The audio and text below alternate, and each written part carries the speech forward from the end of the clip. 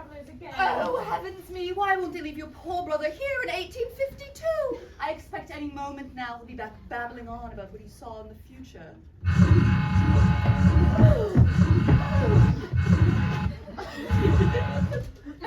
Mama! Oh, Euphemia! Oh, Theodore! I have experienced wonders untold! Tell us, when did they take you to this time? You'll recall how I have told you that in the future, people referred to our times as the Victorian era, after our good Queen Victoria. God save the Queen! Well, the time I was taken to is referred to as the Summer of Brat. The Summer of Brat? But, Mamma, you always tell me that I mustn't be a brat. Surely, Percival, you mustn't say that the future is run by ill-mannered, uncouth children. No, Mamma. The parties I attended had no children at all, save for myself. And yet, they all called themselves brats. Oh, goodness gracious. The parties were marvellous, Mamma. They were put on by a good benefactor named Charlie XCX. King Charles, the 120th?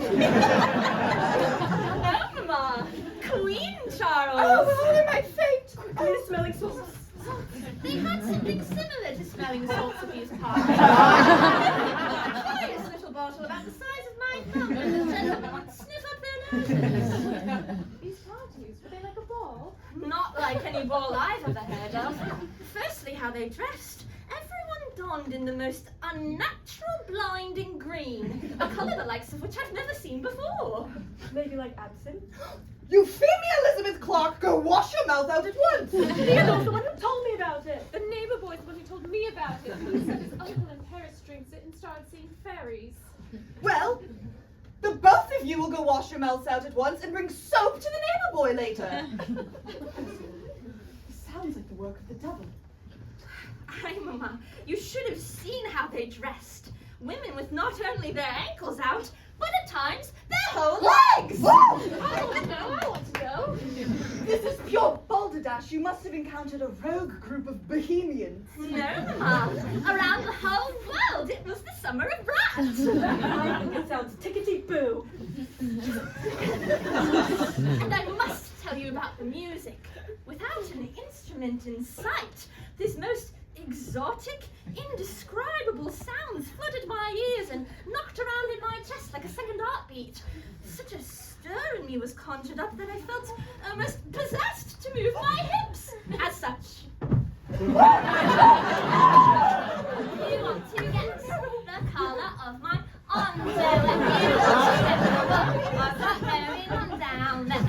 Sing about the colours of one's bloomers? What kind of harlot wears anything other than white? Aye, Mamma, I agreed. It sounded like the work of the devil at first. But Queen Charlie, the 120th, had gotten the Lord on high to lend voice to one tune. They worked it out on the remix. Percival, he made himself known in such a way. No, Mamma. She did sing upon the track, the Lord herself! I don't know why the Summer of Brat has given them amalgamors. I think it sounds like butter upon bacon. Perhaps I should fetch us something to eat. I'll get an apple from the kitchen. Wait, speaking of apples, can you lot keep a secret? Of course. Well, the time travellers have gifted me something. This is what apples look like in the future. Yes, and look what they can do.